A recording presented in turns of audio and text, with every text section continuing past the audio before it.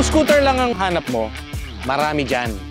Pero kung ang hanap mo ay yung rugged at pambaragan talaga, andito ang Kymco Dollar 150. Sa dami ng mga 150cc na scooter ngayon, kabisado nyo na yan.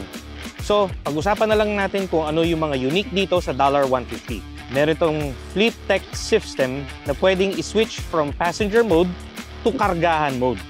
Parang 2-in-1 na scooter.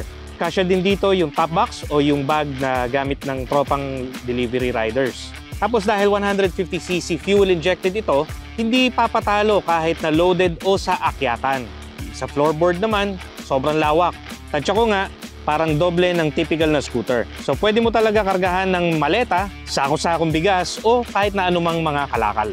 Basic lang gaya ng telescopic fork sa harap at dalawang spring shock absorber sa likod. At chunky 12 at 10-inch tire sa harap at likod, pero yun na talaga yun eh. Ang nagpapapogi talaga dito ay yung pagiging basic niya na may formang pangbaragan. Meron din itong disc brake sa harap at drum brake naman sa likod. Ito yung isa pang highlight nito. 8 liters fuel tank. 8 liters.